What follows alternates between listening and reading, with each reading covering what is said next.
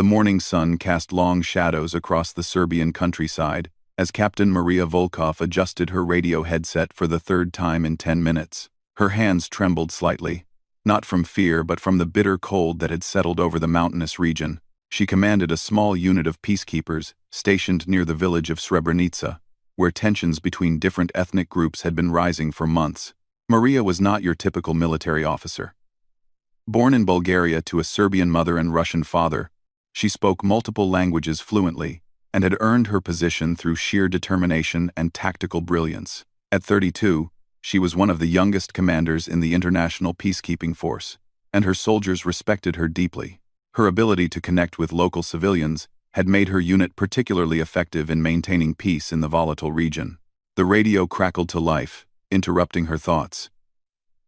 "Commander Volkov, we have reports of unusual military movement 15 kilometers northeast of your position," came the voice of Lieutenant Thompson from the communications center. "Ah, multiple convoys heading toward the protected zone." Maria's stomach tightened. For weeks, intelligence reports had suggested that General Ratko Mladic's forces were planning something significant. The protected zone around Srebrenica was supposed to be safe, designated by the United Nations as a sanctuary for civilians fleeing the ongoing conflict. But Maria had learned not to trust such designations completely. "Copy that, Thompson." "Any word on civilian evacuations?" she asked, scanning the horizon through her binoculars. "Negative, Commander. Population appears to be staying put. They believe the UN protection will hold." Maria lowered her binoculars and looked at her small team. Sergeant Rodriguez was cleaning his rifle methodically, his face showing the strain of months in this tense environment. Corporal Hansen was reviewing maps, marking potential escape routes they had identified weeks earlier. Private Chen was monitoring local radio frequencies, trying to gather intelligence from civilian communications. What Maria's team didn't know was that their every movement had been watched for the past 72 hours. 3 kilometers away, hidden in an abandoned farmhouse, a group of Serbian soldiers had been tracking the peacekeeping unit through high-powered scopes. Their orders were specific: capture the female commander alive. Eliminate any resistance. The trap had been carefully planned. General Mladic himself had identified Maria as a significant threat to their upcoming operation. Her ability to communicate with local civilians and coordinate with international forces made her dangerous. More importantly, her capture would send a clear message to the international community about who truly controlled this territory. As afternoon approached, Maria received what appeared to be a routine distress call. A local woman claimed that Serbian forces were threatening her family in a farmhouse just outside the protected zone. The caller spoke in broken English, pleading for help, saying they had children who would be killed if help didn't arrive soon. Maria studied the location on her map. It was technically outside their patrol zone, but close enough to justify a rescue mission. Her training told her to request backup and wait for reinforcement, but the desperation in the woman's voice haunted her. She had heard similar pleas before, and delay had sometimes meant the difference between life and death for innocent civilians. "Rodriguez, Hansen, you're with me. Chen, maintain radio contact and monitor all frequencies. If we're not back in 2 hours, contact headquarters immediately," Maria ordered, checking her equipment one final time. The 3 soldiers moved carefully through the dense forest, following a path that local civilians had shown them weeks earlier. The trees provided good cover, but Maria felt increasingly uneasy as they progressed. The usual sounds of forest life seemed muted, and she noticed that birds had stopped singing entirely in this area. Rodriguez noticed it too. "Commander, this feels wrong. Too quiet." Maria raised her hand, signaling them to stop. Through her binoculars, she could see the farmhouse clearly. Smoke was rising from the chimney, and clothes hung on a line outside, suggesting normal family life. But something felt off about the scene. The positioning of items outside seemed too deliberate, too perfect. "I'm going to circle around and approach from the back," she decided. "You two maintain position here and cover me. If anything goes wrong, retreat immediately and report back to base." What Maria couldn't see were the 12 Serbian soldiers positioned strategically around the farmhouse, each with clear fields of fire. The woman who had called for help was real, but she was calling under duress, forced to lure the peacekeeping commander into a carefully prepared ambush.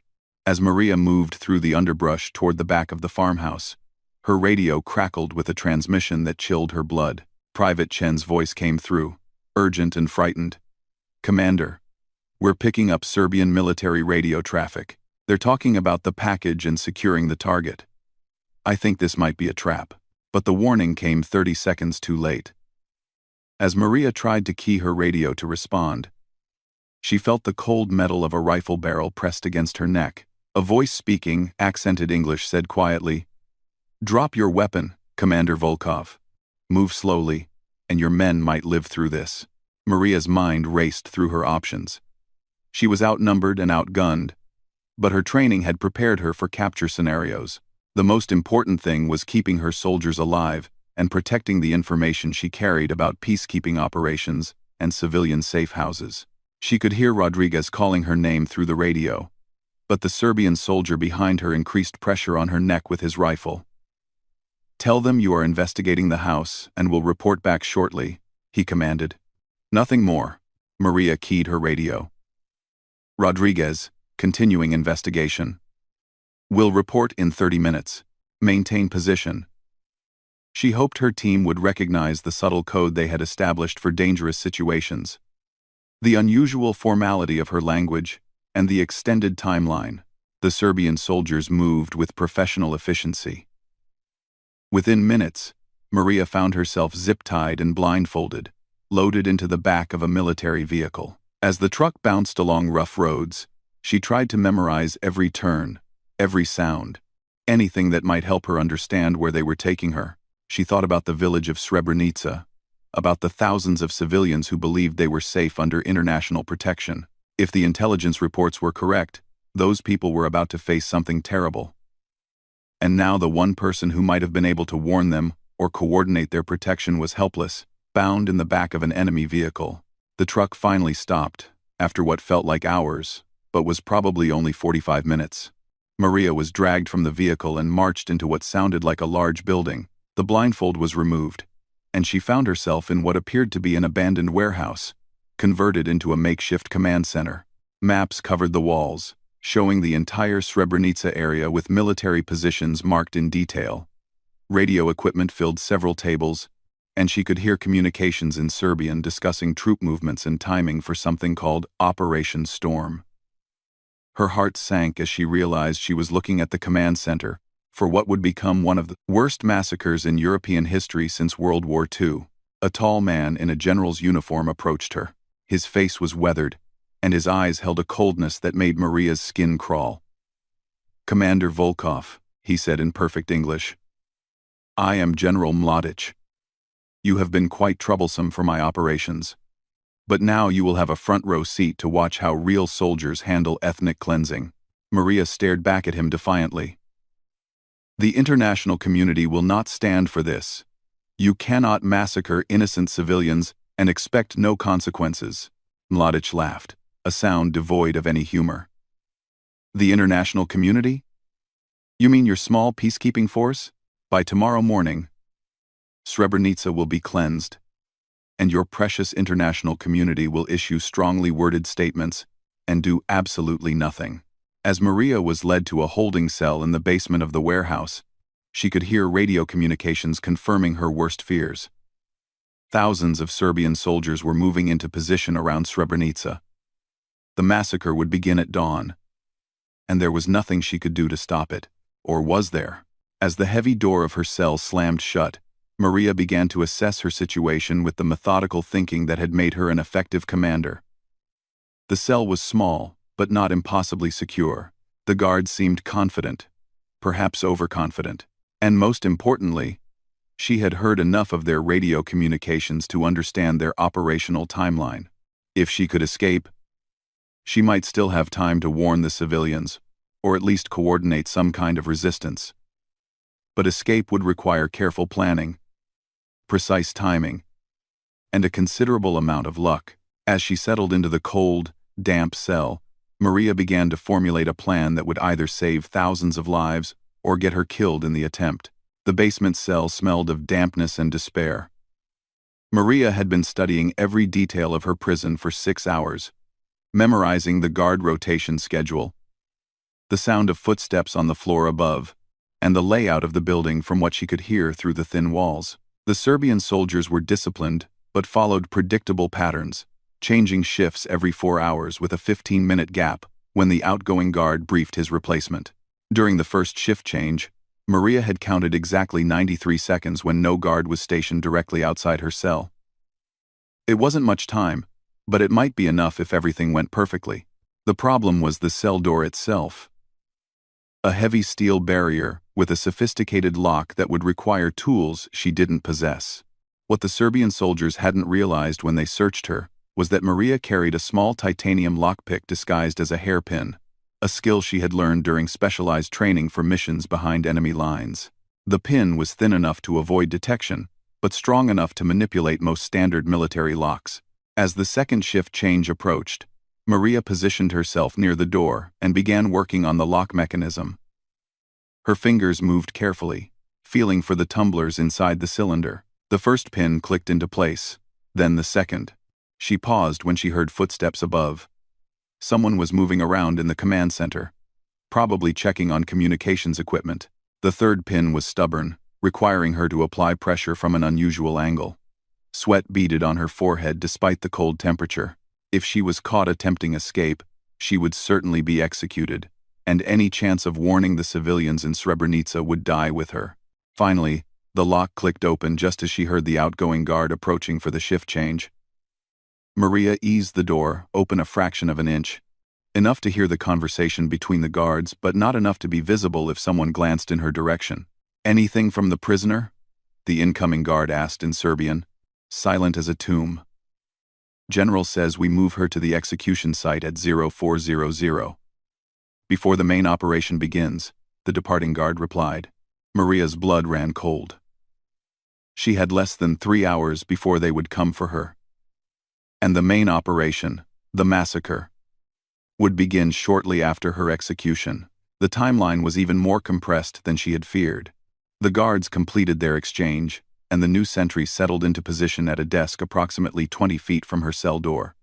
Maria could hear him organizing paperwork and adjusting his radio. This guard seemed more alert than the previous one, occasionally walking the corridor to check on things. Waiting for another shift change was not an option. Maria would have to escape while this guard was on duty, which meant finding a way to neutralize him quietly. She had no weapons, but her military training included hand-to-hand combat techniques designed for exactly this type of situation.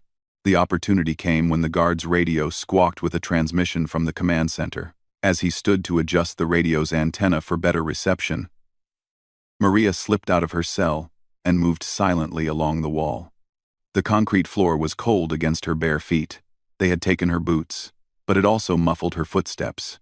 The guard was focused on his radio, trying to clarify a transmission about vehicle positioning for the morning operation. Maria approached from his blind side, using a pillar to remain hidden until the last possible moment. When she struck, it was with surgical precision, a sleeper hold that cut off blood flow to his brain without damaging his windpipe or creating noise. The guard went limp in her arms within seconds. Maria lowered him to the floor carefully, checking his pulse to ensure he was unconscious but alive. She had no desire to kill unnecessarily. Even enemy soldiers. She took his radio, pistol, and knife, then dragged his body into her cell and locked the door from the outside. Now came the dangerous part. Maria had to move through the warehouse and escape into the surrounding countryside without alerting the dozen Serbian soldiers stationed throughout the building. She had mapped the building's layout in her mind based on sounds, but actually navigating it would require both stealth and luck. The stairway to the main floor creaked slightly under her weight, but the sound was masked by generator noise from the command center. At the top of the stairs, Maria pressed herself against the wall and peered around the corner. 3 soldiers were visible, 2 working at radio equipment, and 1 studying maps on the far wall. The radio operators were discussing something intently, their backs to her position. The soldier studying maps was facing her direction, but focused on his work. Maria would have to cross 15 feet of open space to reach an exit door she had identified from the sounds of soldiers coming and going. She waited for the right moment. When one of the radio operators stood to adjust equipment settings, temporarily blocking the map reader's view, Maria moved. She crossed the open space in a low crouch, using shadows and equipment to mask her movement. Her heart pounded so loudly she was certain the soldiers would hear it. But their conversation continued uninterrupted. The exit door was unlocked, a security oversight that probably resulted from the soldiers' confidence in their remote location and the presence of guards. Maria eased the door open and slipped outside into the pre-dawn darkness. The cold mountain air hit her like a physical blow. Without boots or proper clothing, she would have to move quickly or risk hypothermia. But the immediate concern was getting clear of the warehouse complex before her escape was discovered. She could see sentries positioned around the perimeter, but their attention seemed focused outward, watching for external threats rather than escapes from within. Maria moved from shadow to shadow, using abandoned vehicles and equipment as cover. The compound was larger than she had imagined from inside the warehouse. Several buildings, vehicle parks, and communication arrays spread across what had once been a small industrial complex. As she approached the perimeter fence, Maria heard voices from one of the other buildings. Serbian soldiers were preparing for the morning operation, checking weapons and receiving final briefings. The scope of the force became clear as she counted vehicles and estimated troop numbers. This was not a small raid but a major military operation involving hundreds of soldiers. The fence was topped with concertina wire, but Maria found a section where a vehicle had damaged the barrier, creating a gap large enough for a person to crawl through. She squeezed through carefully, the metal edges tearing her uniform but not causing serious injury. Once outside the compound, Maria faced a new challenge: navigation. She needed to reach Srebrenica, or a position where she could warn the civilians. But she had no map and was unfamiliar with this particular area. The stars provided general direction, but clouds obscured many landmarks she might have used for navigation. She began moving toward what she hoped was east, in the direction of Srebrenica. The terrain was difficult. Rocky slopes covered with loose stones that threatened to cause falls or create noise that might alert pursuit teams. Her bare feet were already cut and bruised, but adrenaline kept her moving.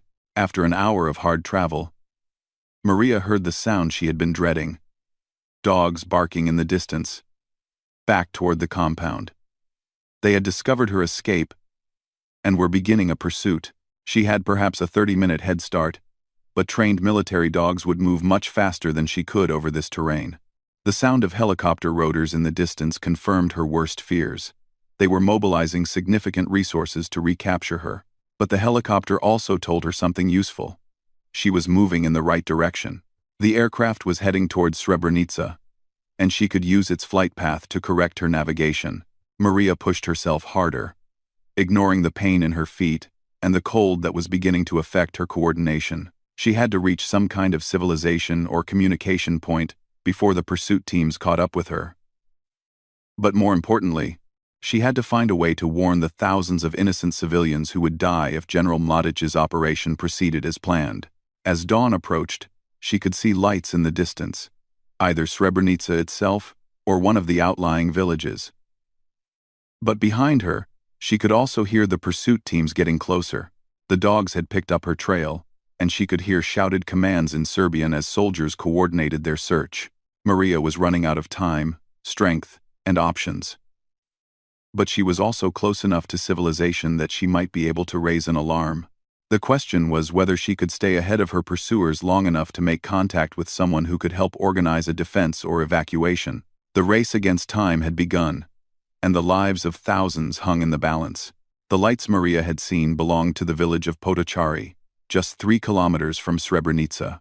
As she stumbled down the hillside, her feet bleeding and her body shivering uncontrollably from the cold, she could see that the village was already awake despite the early hour. People were moving through the streets, and she could hear the sound of vehicles and raised voices. But these weren't normal morning activities. As Maria got closer, she realized that hundreds of civilians were gathered in the village center, many carrying suitcases and bundles of belongings.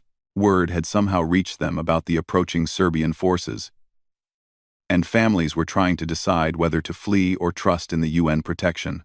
The sight that greeted Maria as she reached the edge of the village made her heart sink. These weren't soldiers or fighters. They were ordinary families. Old men carrying grandchildren, mothers clutching babies, teenagers helping elderly relatives walk. If General Mladić's forces reached this village, it would be a slaughter. Maria approached a group of men who appeared to be community leaders. They were arguing in hushed tones about evacuation routes and whether the Dutch peacekeepers stationed nearby could provide real protection. When they saw Maria, bloodied, disheveled, wearing a torn military uniform, they initially backed away in fear. "Please," Maria said in Serbian, her voice hoarse from the cold night. "I am Commander Volkov, UN Peacekeeping Forces. I have escaped from Serbian military captivity. General Mladić is planning to attack this area within hours. You must evacuate immediately." The men looked at each other uncertainly. One of them, a gray-haired man named Hassan who served as the village elder, stepped forward. "You are the UN commander who was captured yesterday?" "We heard on the radio." "Yes, they were going to execute me at dawn, but I escaped." "Listen to me carefully. They have hundreds of soldiers positioned around this area. The attack will begin after sunrise. You cannot defend against this force." Hassan translated quickly for the other men, and Maria could see the fear spreading across their faces. But she also saw something else. Determination. These people had already survived 2 years of war, and they weren't going to panic. "The UN soldiers at the base," one of the younger men asked. "Can they help us fight?" Maria's heart sank as she realized what she had to tell them. "The Dutch battalion has maybe 400 soldiers, and their rules of engagement severely limit what they can do. They cannot stop an assault by a force this size. Your only option is evacuation." But even as she spoke, Maria could hear the sound that meant evacuation was no longer possible. Helicopter rotors approaching from the direction she had come. The Serbian forces were moving faster than she had hoped, and they were using air support to speed their advance. "It's too late for large-scale evacuation," she realized aloud. "They're already moving to cut off the escape routes." Hassan grabbed her arm. "Then what do we do? We have 3,000 people here, including hundreds of children and elderly." Maria's military training kicked in. She couldn't save everyone, but she might be able to save some. "How many vehicles do you have that are working?" "Maybe 20 trucks and buses. But not enough for everyone." "Then we prioritize. All children under 12 and adults over 60 get evacuated immediately. Everyone else will have to try to reach the Dutch base or hide in the forest until this passes." As they organized the desperate evacuation, Maria could hear the sound of heavy vehicles approaching from multiple directions. She climbed to the roof of a nearby building and used binoculars borrowed from a local hunter to assess the situation. What she saw confirmed her worst fears.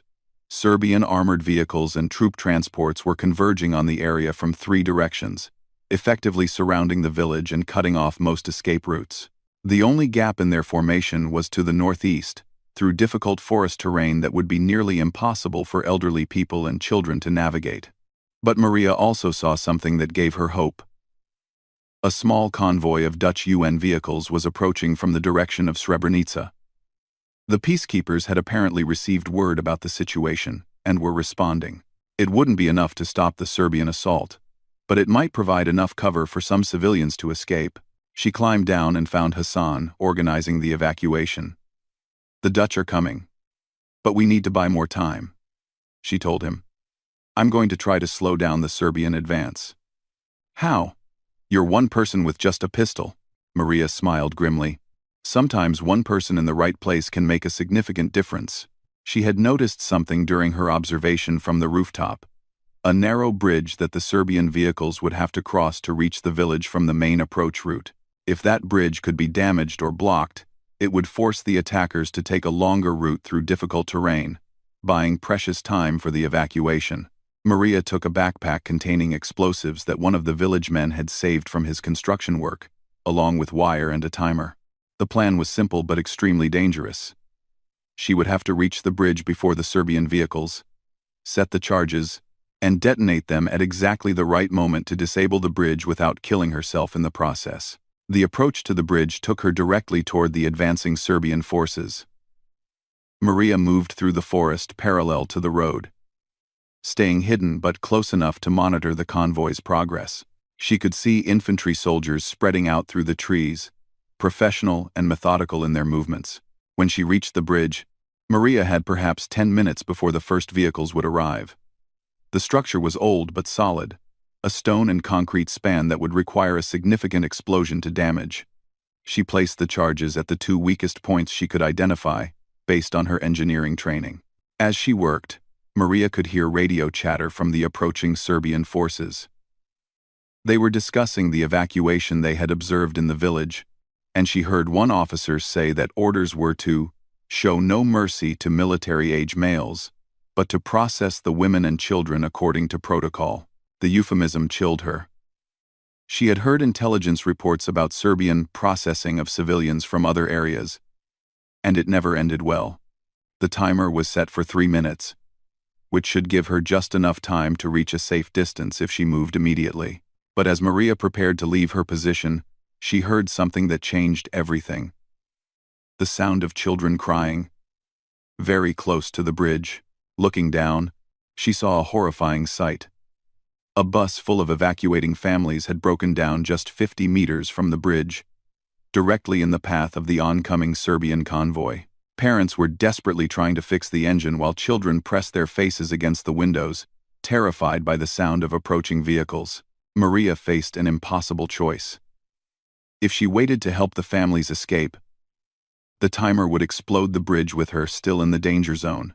If she left immediately, the Serbian forces would reach the broken-down bus and capture or kill everyone inside. The sound of the first Serbian vehicle approaching the far side of the bridge made the decision for her. Maria ran toward the bus, shouting for everyone to get out and take cover. The driver was frantically trying to restart the engine, but steam was pouring from the radiator, a mechanical failure that couldn't be quickly fixed. "Everyone out! Into the forest! Now!" Maria shouted in Serbian, pulling children from the bus while parents grabbed their belongings. The timer showed 1 minute remaining as Maria helped the last elderly passenger out of the vehicle. The Serbian convoy was now visible at the far end of the bridge, moving slowly but steadily toward them. 30 seconds. Maria grabbed a young mother who was having trouble carrying 2 small children and pushed her toward the tree line. "Run! Don't look back!" 15 seconds. She could see Serbian soldiers in the lead vehicle pointing in her direction, recognizing her as the escaped prisoner they had been hunting. Rifle shots cracked through the air as they tried to stop her. 5 seconds. Maria dove behind the largest tree she could find and covered her head with her arms. The explosion shook the ground like an earthquake. Chunks of concrete and stone rained down for nearly 30 seconds afterward. When Maria finally looked up, she saw that the bridge had partially collapsed, not completely destroyed, but damaged enough that vehicles couldn't cross it. The Serbian convoy had stopped at the far side of the gap, and she could see officers with binoculars studying the damage and discussing their options. It would take them at least 2 hours to find an alternative crossing point, maybe longer. Behind her, she could hear Dutch voices calling out in English. The UN peacekeepers had reached the village and were organizing a more systematic evacuation using their armored vehicles. The time Maria had bought by destroying the bridge was being put to good use, but her own situation was now desperate. The Serbian forces knew exactly where she was, and they were already sending soldiers across the damaged bridge on foot to pursue her. She was exhausted, injured, and running out of ammunition. Maria began moving through the dense forest, trying to reach the UN positions before the pursuing soldiers caught up with her. Behind her, she could hear the sound of systematic searching. The Serbians were taking no chances on letting her escape again. As she climbed over fallen logs and pushed through thick underbrush, Maria thought about what she had accomplished. The bridge explosion had delayed the Serbian assault long enough for hundreds of civilians to reach safety. The Dutch peacekeepers were now fully engaged and coordinating with other international forces to establish secure evacuation routes. But she also knew that she hadn't stopped the larger operation. General Mladic's forces would eventually find ways around the obstacles she had created, and the massacre she feared would likely still occur, just on a smaller scale than originally planned. When Maria finally stumbled into the Dutch perimeter 3 hours later, she was immediately surrounded by concerned soldiers and medics. Major van der Berg, the Dutch commander, personally debriefed her while medics treated her injuries. "Commander Volkov, your actions today saved hundreds of lives," he told her. "The information you provided allowed us to coordinate with NATO forces and establish protected corridors for civilian evacuation." Maria nodded wearily. "How many did we save?" "Nearly 800 civilians reached safety before the Serbian forces established their full perimeter." "But," van der Berg paused, his face grim, "we estimate that several thousand more are still in the area, either hiding in the forest or trapped in Srebrenica itself." The next several days would indeed see the massacre that Maria had tried to prevent. But her escape and warning had made a difference. The international community responded more quickly than General Mladic had anticipated, and while they couldn't stop the atrocities entirely, they were able to rescue many civilians who would otherwise have perished.